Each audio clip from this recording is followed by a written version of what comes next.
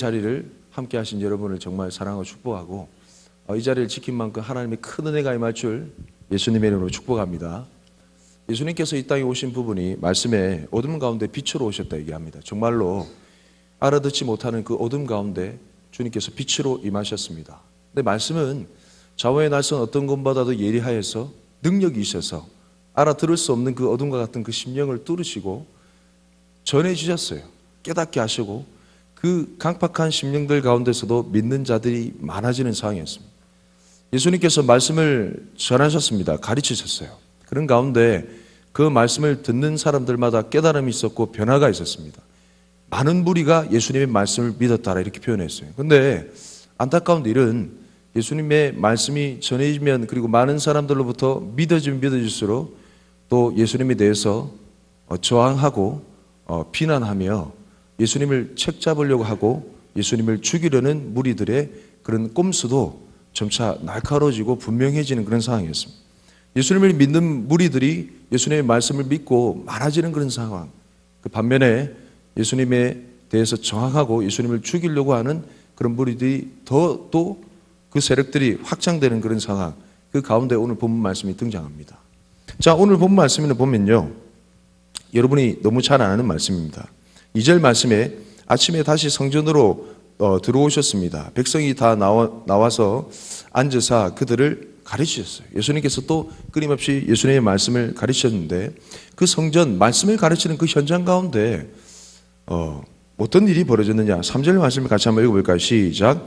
서기관들과 바리새인들이 음행 중에 잡힌 여자를 끌고 와서 가운데 세우고. 예, 서기관들, 율법사들, 율법의 전문가들과 바리새인들이 그 성전의 말씀을 가르치는 그 현장에 음행 중에 잡힌 여자, 이 말은 간음하다가 그 현행범이죠.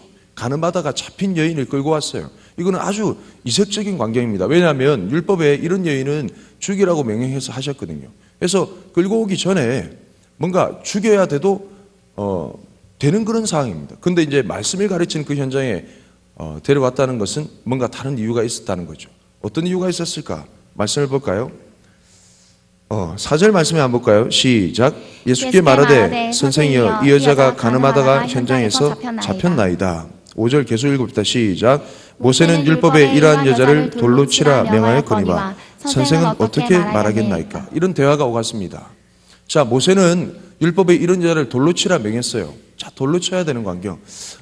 일반적으로 하나님 앞에 간음죄를 지은 사람은 간부나 간음을 행한 남자나 또 간음을 당한 음부나 간부나 음부를 다 죽이라고 명했습니다. 레위기 말씀에도 나오고요. 신명기 22장 22절에도 나옵니다. 근데 돌로 쳐서 죽여야 되는 경우는 신명기 말씀에 나오는 부분인데 어떤 경우냐면 약혼한 여인이 어떤 남자로 인해서 간음을 당할 때예요. 그때 그 여인이 할 수 있는 최고의 그런 방어책이 소리를 지르는 겁니다. 소리를 질러서 주변의 사람들로 하여금 도움을 받아 그 공경함을 모면할 수 있도록 하는 그게 바로 그 여인이 할 수 있었던 최선의 노력이었어요. 근데 소리를 지르지 않고 그걸 당했다. 참 여자들이 죄 안 짓기 어렵죠.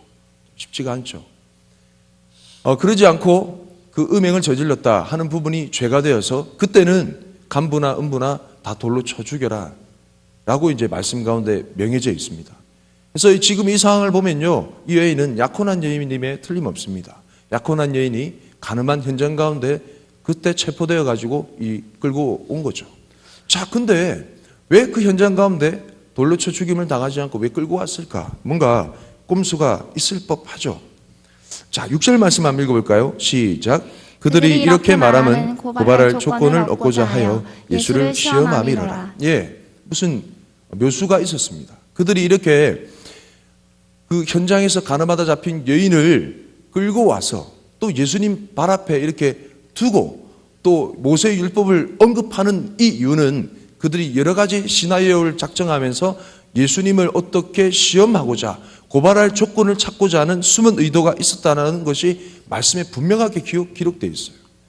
예수님께서 순전한 말씀을 전하시고 죄가 없으시고 다른 혐의가 없으시면 오히려 사람의 생명을 전신을 온전케 하며 그 사람을 새로운 생명을 공급하는 그런 놀라운 일을 행했음에도 불구하고 그들이 오히려 고발하려고 끊임없이 시도하고 책잡고자 예수님의 선한 의도를 좀 비꼬아서 어떻게든 예수님을 죽이고자 예수님에게 어떤 흠이 있는지 없는지 책잡고자 시험하려고 그 여인을 끌고 온 것입니다.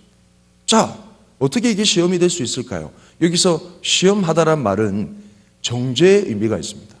시험하는 것의 결국은 목적은 정죄입니다.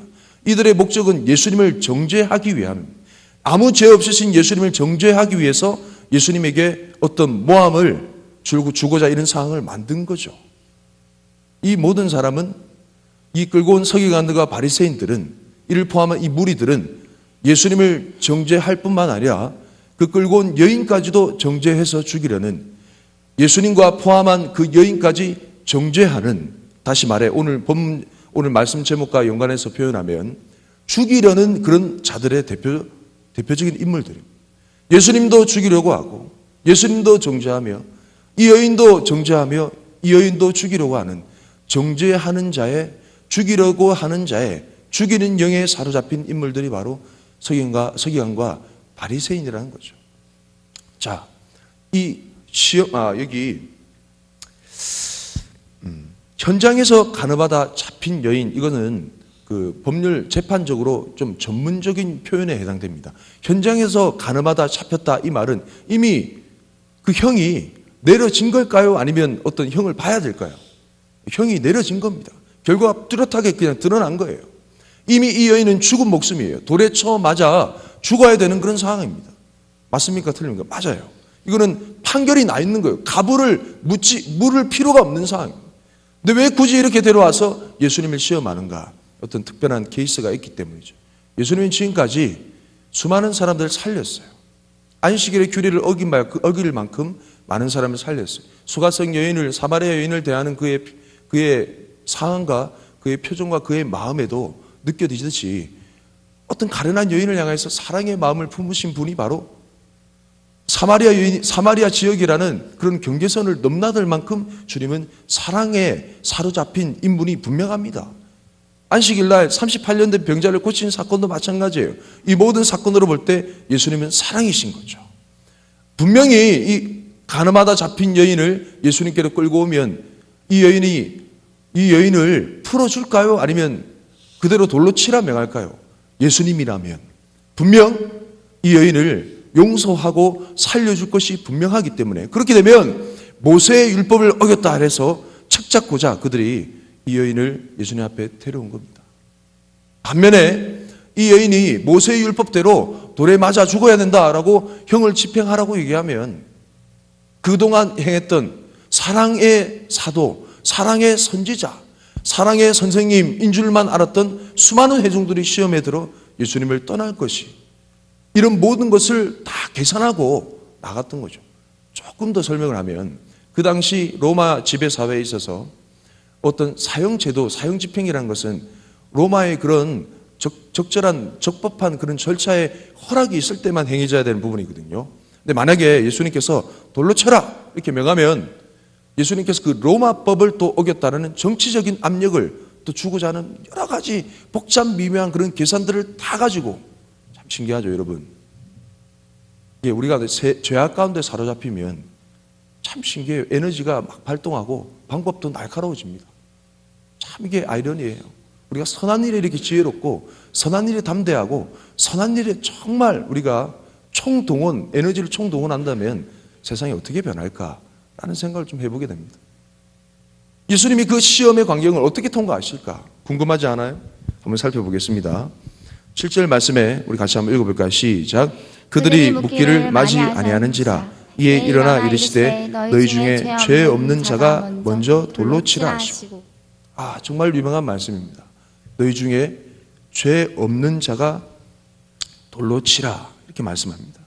그 전 말씀에 보면 예수님께서 몸을 굽혀 땅에 엎드려서 손가락으로 땅에 뭔가 글자를 쓰셨어요.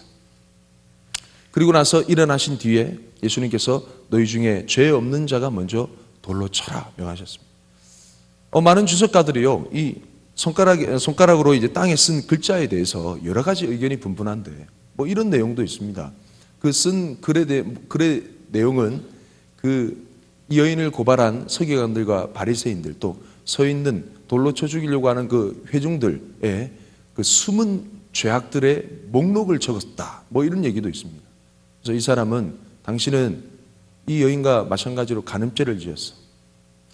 당신은 얼마 전에 물건을 훔쳤지. 뭐 이런 내용을 이제 구구절절히 적었다라는 내용인데 자세한 내용은 말씀에 나와 있지 않기 때문에 모릅니다. 어쨌든 글을 쓰셨어요. 그리고 너희 중에 죄 없는 자가 먼저 돌로 쳐라 명하시고 뒤에 또 앉으셔서 글을 또 쓰셨어요. 무슨 글을 쓰셨을까? 천국에 가서 물어봤으면 좋겠습니다. 정말 궁금해요. 자, 주님 무슨 글을 쓰셨어요? 말씀을 전하고 싶은데 깨닫게 해주십시오. 계속 매달리고 기도했는데도 안 가르쳐 주셨어요. 내 은혜가 내게 족하도다. 거기까지. 저 천국에 가서 반드시 물어볼 겁니다. 어쨌든 예수님의 이 전한 말씀, 너희 중에 죄 없는 자가 먼저 돌로 쳐라. 이 말씀을 전하셨어요. 요즘 같은 분위기에 분명히 죄를 지은 사형수가 있어. 얘기를 안 할 수가 없는데 충격적인 사건들이 많이 일어나죠. 한 목사님이 딸을 구타를 해서 죽었어요. 죽은 줄도 모르고 아침에 일어나 보니까 그 딸이 죽었다고 얘기해요. 참 놀랍고 엽기적이고 안타까운 건 그 죽은 딸 맞죠? 여중생. 안수기도해서 기도하면 다시 살아날 줄 알았대요. 그래서 그렇게 11개월을 시신을 방치해둘 수 있는가?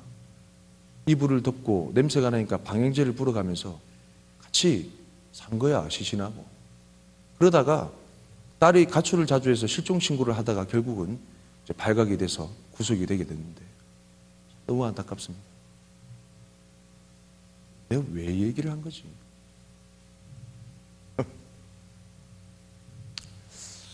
이런 정말 기가 막힌 사건들이 많이 일어나잖아요.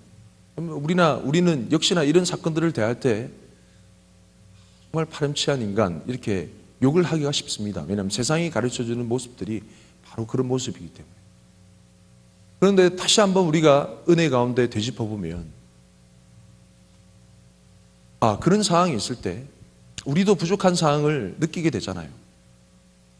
세상 가운데 나가서 우리가 이렇게 뭐 그런 뉴스 보도를 접할 때 막 사람들이 손가락질하고 막 비난할 때 우리가 이런 얘기 한다고 생각해 봅시다.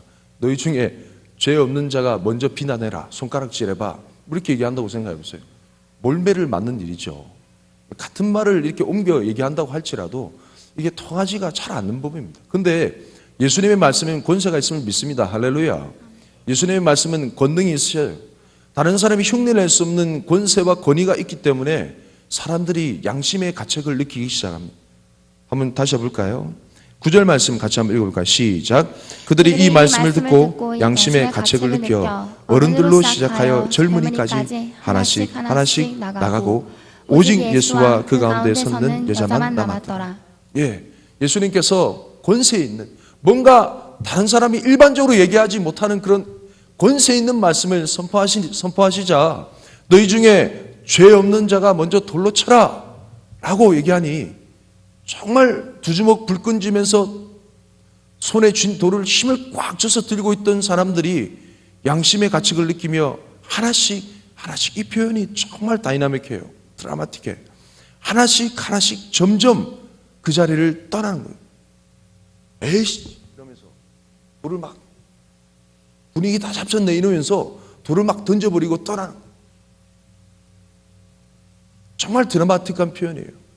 나이 많은 사람들부터 젊은이까지 한 사람씩 나이 많은 사람은 그 살았던 인생의 연수만큼 수많은 죄악들이 마음 가운데 양심에 찔렸겠죠.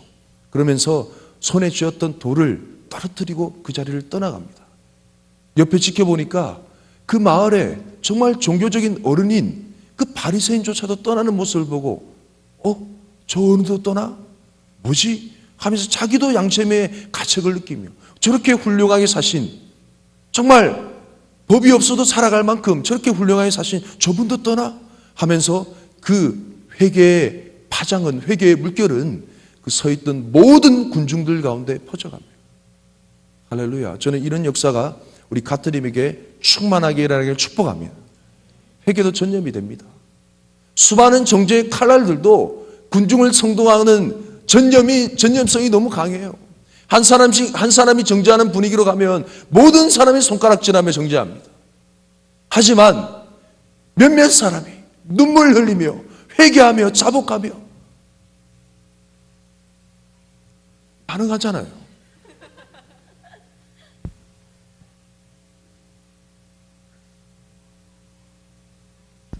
말씀으로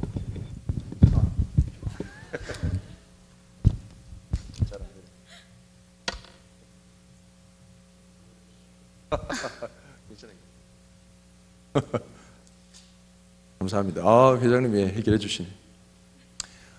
정죄의 칼날들이 전염성이 강하듯이 한 사람 한 사람이 정말 주님의 은혜를 머금고 회개할 때 그 회개의 물결이 우리 온 가톨림에게 전해지는, 내가 회개하지 않고는 너무나 무한한 그런 분위기, 미안한 그런 분위기, 그런 회개의 전염성이 우리 가운데 충만하게 일어나길 예수님 이름 축복합니다.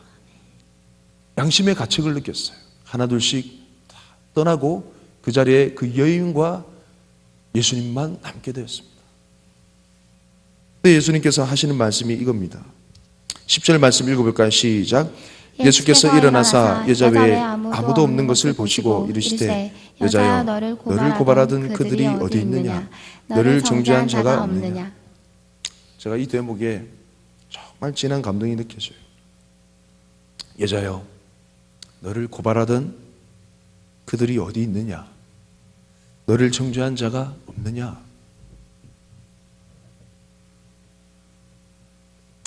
여러분, 법이란 것이, 규칙이란 것이 정죄하고 막 비난하고 이렇게 가르쳐야 되는 것인 줄 저도 그렇게 알았어요. 뭐 과거가 부끄럽습니다. 뭐라 하고 다 그치고 권면이 필요 없다는 얘기가 아닙니다. 그렇게 윽박질러야 되는 줄 알았습니다. 자녀를 길러보고 여러분을 섬겨보면서 많이 깨닫는 것은 그렇게 해서 법이 서지 않는 것을 많이 느끼게 됩니다. 법이 서려면 주님의 마음이 필요합니다. 그 사람의 사정과 상황이 필요하다는 거예요. 수많은 사람들이 일제히 예수 그리스도와 그 여인을 향하여서 정죄하는 칼날이 빗발쳐 서 있을 때 예수님의 한 말씀은 그 회중들과 그 여인과 똑같은 죄인이라는 사실을 동일시하는 능력의 역사하심을 일으켰습니다. 할렐루야. 모든 사람이 50보 100보라는 거죠. 내가 지은 죄 조금만 미약해 보이는 저 사람보다 너무나 작아 보이는 이 죄라 할지라도 죽을 죄인, 저 사람이 범했던 죄도 죽을 죄인, 옆에 있는 사람이 범했던 조그만 죄악도 죽을 죄인, 다 똑같이 십자가 앞에 죽을 죄인이었다는 거죠. 많은 사람들 심령 가운데 그게 깨달아지면서 물을 던질 수 없는 자기 자신을 깨달아지면서 그 현장을 떠날 수밖에 없다는 거예요. 놀라운 것은 예수님의 말씀입니다. 나도 너를 정죄하지 않는다. 주님의 그 말씀 가운데 이 여인의 새로운 삶이 시작되었습니다. 이미 현장에서 가늠하다 잡힌 여인이기 때문에 죽어마땅한 여인이에요. 이미 예수님 앞에 오기 전에 이미 돌에 맞아 죽어가야 될 그런 여인입니다. 이 여인은 지금 예수님의 용서를 받은 뒤에라도 마을 주민이 다 그 얼굴을 기록한 이상 살았으나 죽은 것 같은 그런 삶을 살아야 되는 그런 여인이에요. 아닌가요? 그렇잖아요. 그런 여인을 향해서 아무 죄 없으신 하나님의 아들 그분이 나도 너를 정죄하지 않는다. 가라. 다시는 죄를 짓지 말라. 하신 말씀을 듣고 이 말을 듣고 돌아간 여인의 삶 어떻게 변했을까요? 다시 죄를 지을 수 있었을까? 아니요. 저는 담대히 얘기할 수 있어요. 수많은 사람들이 현장에서 가늠하다 잡힌 죽을 죄인이라는 그 뚜렷한 명부가 이마에 찍힌 그 낙인 찍힌 그 여인이었어요. 하지만 주님의 용서함을 받고 그 사랑에 빚진 마음으로 어떻게 죄를 다시 지을 수 있었을까? 여러분, 법이 어떻게 서는 겁니까? 정죄함을 통해서 법이 서는 겁니까? 아니요. 그 정죄함을 하는 이 당사자 주인공인 서기관과 바리새인은 지금도 외식하며 죄를 짓고 있는 사람들이었어요. 자기는 율법을 가장 잘 지키는 사람이라 자부했지만 그 가운데 수많은 죄가 많음을 깨닫지 못하는 회개치 못한 죄인이었습니다.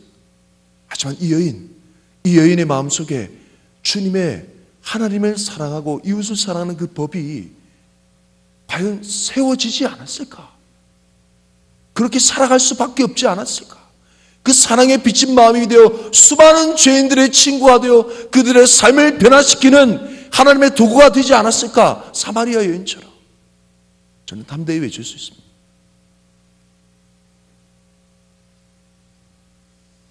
빌리그레함 목사님이 다른 교회 집회를 갔습니다. 빌리그레함 목사님 잘 아시죠? 한때 전도에 대해서 정말 유명한 부흥 강사.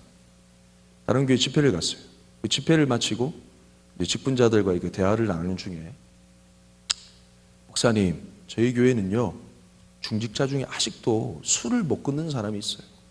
어떻게 해야 되죠? 이런 사람 징계를 받아야 되지 않을까요? 빌리그레함 목사님이 이제 대표적인 부흥 강사고 너무 이제 시대의 아이콘이니까 그 부분에 대한 답을 기다렸어요. 목사님이 하는 말이 네, 징계해야 됩니다. 뭔가 그들 마음속에 속 시원한 마음이 들었겠죠. 근데 그 뒤에 하는 말씀이 이래요. 성경에 이런 말씀도 있습니다. 성령의 충만함을 받으라 했습니다. 고로 성령의 충만함을 받지 못한 사람도 징계받아야 됩니다. 그래서 그 모든 분위기가 완전히 깔끔하게 해결됐다고 합니다. 어떤 내용인지 아시겠어요? 한 가지만 좀 더 말씀을 드리겠습니다. 우리나라 일제 말에 있었던 실화입니다. 어느 교회에 담임 목사님이 계시고요. 수장로님이 있는데 수장로님의 딸이 있었어요. 이 딸이 불신 결혼을 하게 된 거죠. 안 믿는 사람하고 이제 결혼하게 된 거죠.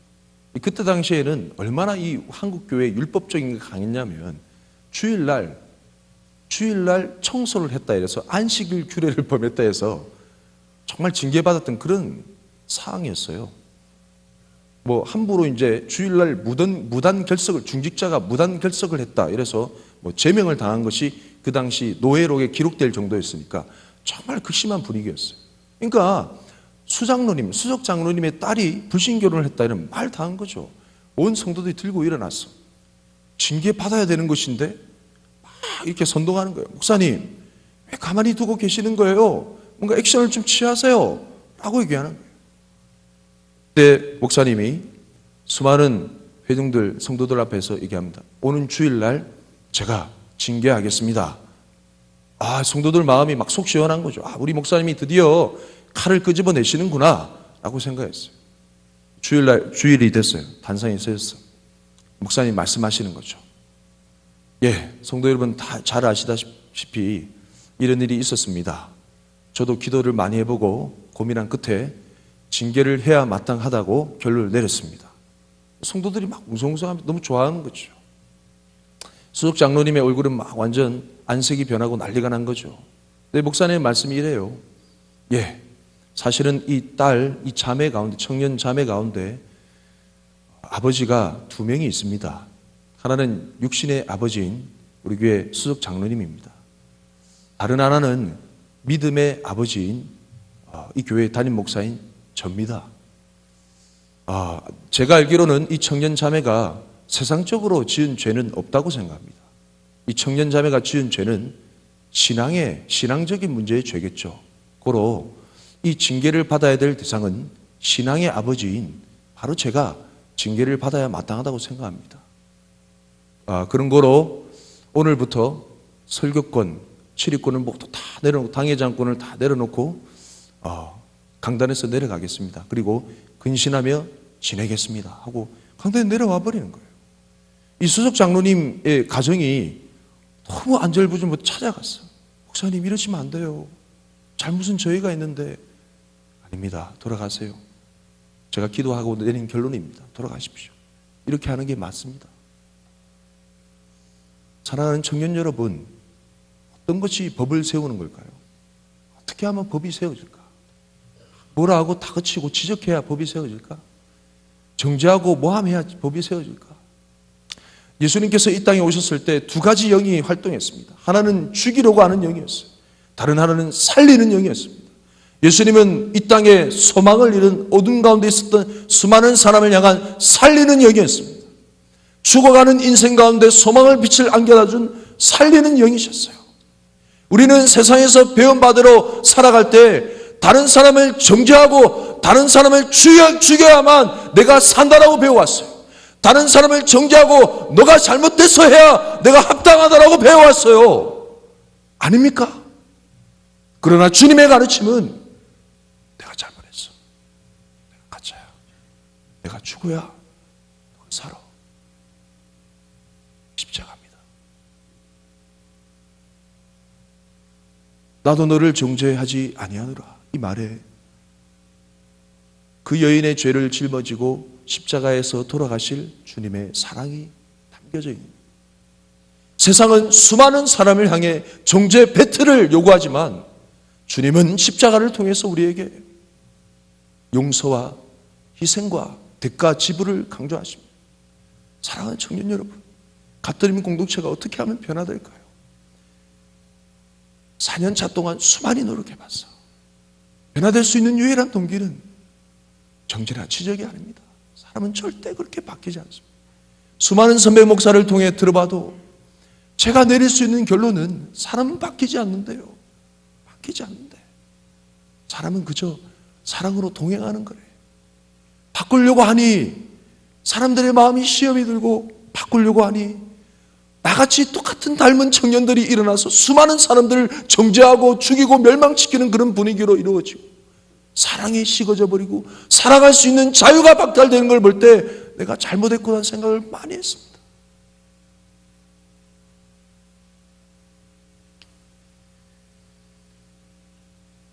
따라해볼까요? 내가 희생해야 모두가 산다. 내가 죽어야 당신이 삽니다. 우리 옆 사람 향해서 고백합시다. 내가 죽어야 당신이 삽니다. 우리는 흔히 생각할 때 사랑은 너무 무르다는 거예요. 사랑하면 율법이 서지 못한다라고 생각합니다. 여러분, 진정한 사랑이란 것은 희생을 동반한 사랑인데, 사랑하게 되면 사람도 얻게 되고 사람도 살리게 되고 법도 세워지게 되는 겁니다. 할렐루야. 우리 마지막 찬양 같이 고백하고 기도할까요?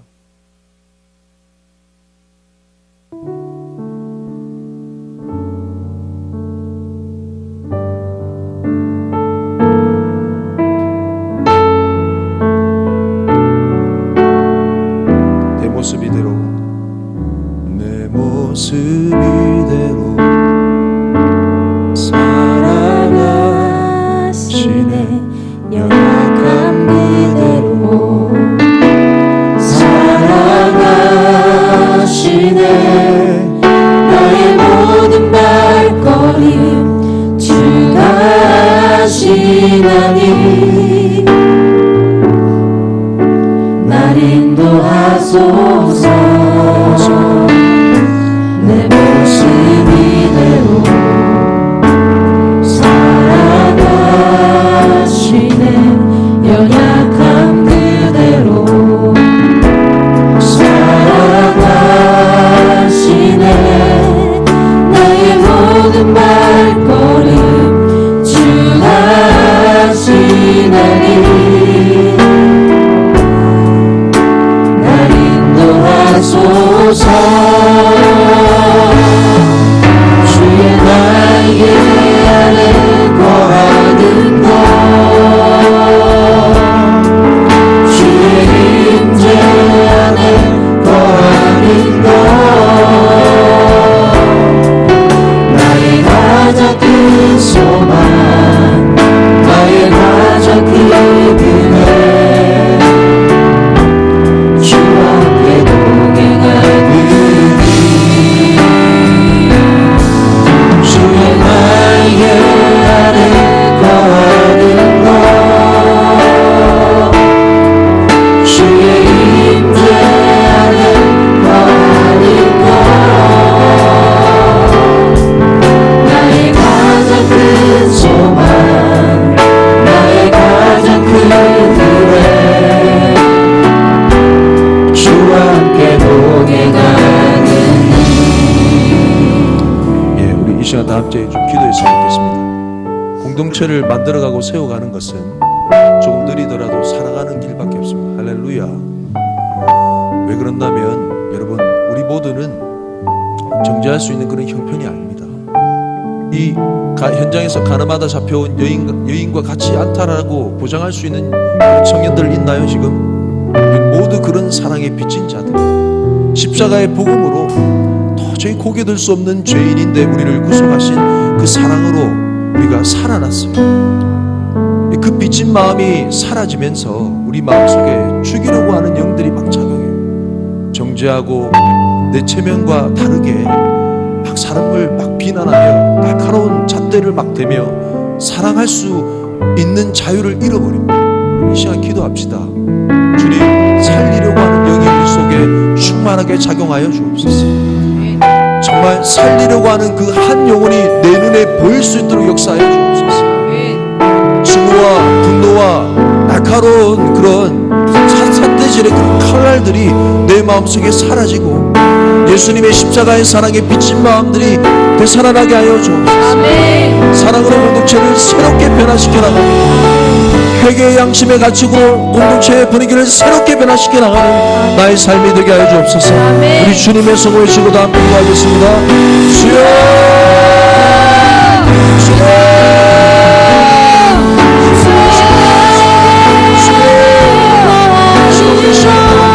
하나님의 말씀을 기도하여 주옵소서.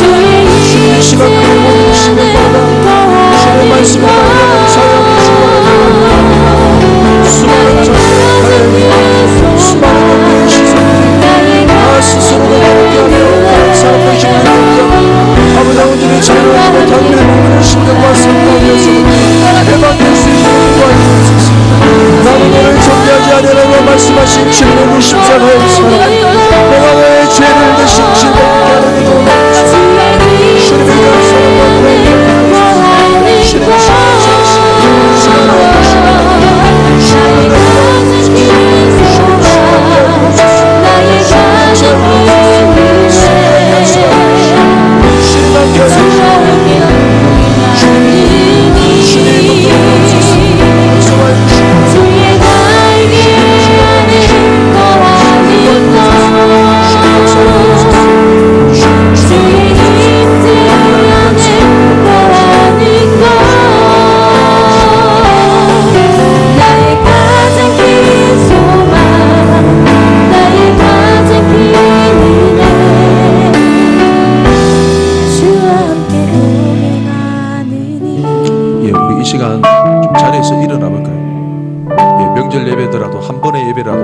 제대로 한번 들어봅시다. 자리에서 일어나서 두 사람씩 쭉 짝을 지으시고 두 사람씩 웬만하면 동성끼리 이렇게 하면 참 좋겠고 아니면 관계없습니다. 두 사람씩 쭉 짝을 지으세요. 두 사람 짝을 지어서 마주 보시고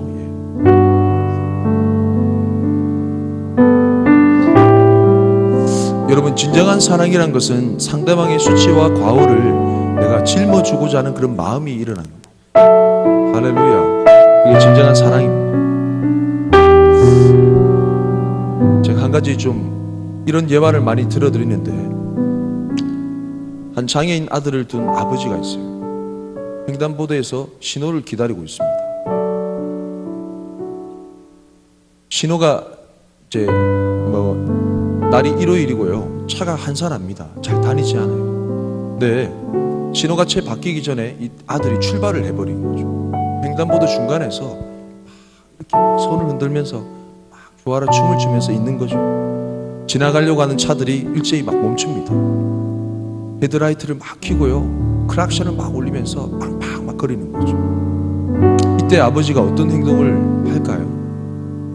수많은 사람들이, 차에 있는 사람도 그렇고 횡단보도 기다리는 사람도 위험하다고, 쟤 왜 저러냐고 막 손가락질하는 상황 가운데 그 아버지가 했던 행동이 한 선교사님의 눈에 비춰졌는데 잊혀지지가 않는데, 그 아버지가 조용하게 횡단보도 가운데로 다가가셔서 그 아들을 안으시면서 괜찮아, 내 아들 괜찮아, 그래 괜찮아, 괜찮아,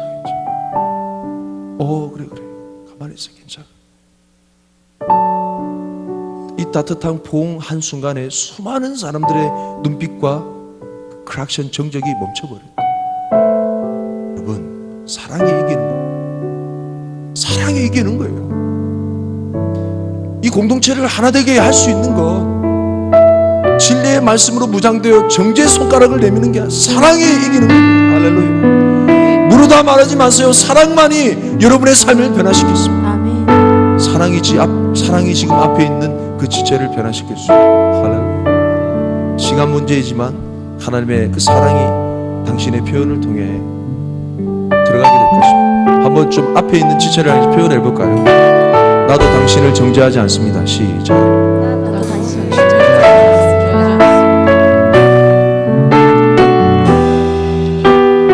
당신의 아픔을 내가 대신 짊어지겠습니다. 시작.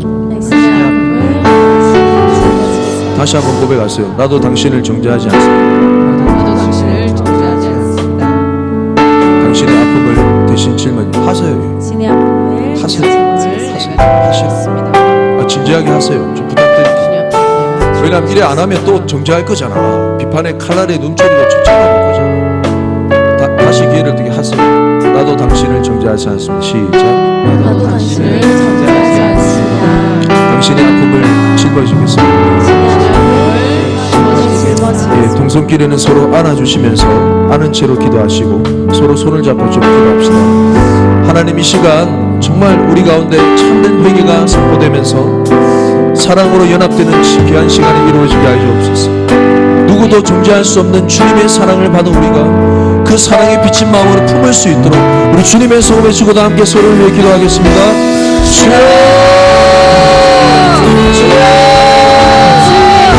주님의 시간 사랑을 보여주옵소서.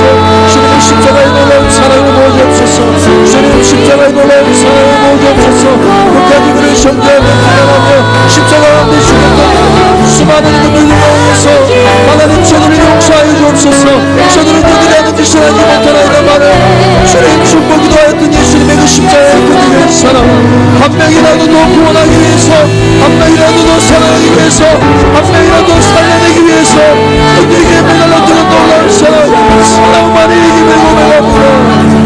사랑만이 이김을 고백합니다. 사랑만이 살게 함을 고백합니다. 사랑만이 살게 함을 고백합니다. 주님의 시간입니다. 주님의 시간 충만하게 하여 살게 하는 영혼이 말요, 살리는 영혼이 말요, 살리는 영혼이 말요. 아무도 너를 정죄할 수 없다 말씀하신 분, 아무도 너를 정죄할 수 없다. 너를 정죄한 자가 어디 있느냐 말씀하신 분, 이 시간 그 현장으로 임하여 주옵소서. 그 현장으로 임하여 주옵소서. 사랑으로 새롭게 하여 주옵소서. 사랑으로 새롭게 부정하여 주옵소서. 사랑으로 새롭게 부정하여 주옵소서. 주님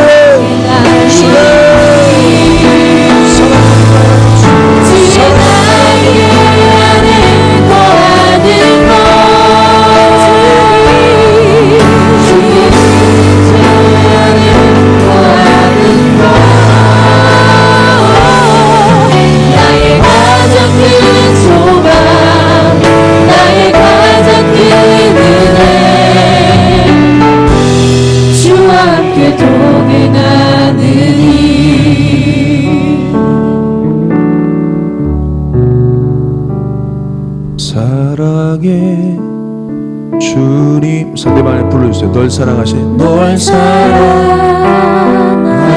너의 모습, 너의 모습 이대로 받으셨네. 사랑해 주님, 널 사랑하듯이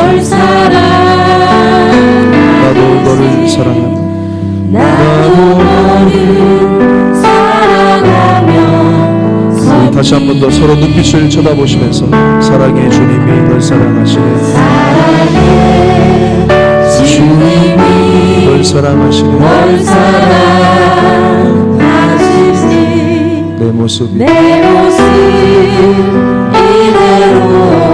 받으셨네. 아멘.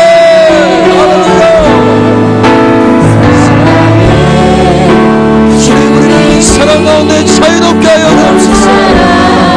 자유케 하소서. 다시 한 번 더 서로를 향해서 사랑의 주님 할렐루야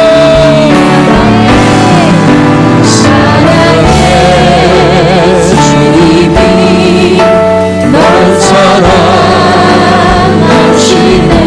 내 모습 이대로 받으셨네 사랑의 주님이 널 사랑하듯이 나도 너를 사랑하며 서로를 꼭 안아주십시오. 서로를 붙잡아 주시거나 꼭 안아주십시오.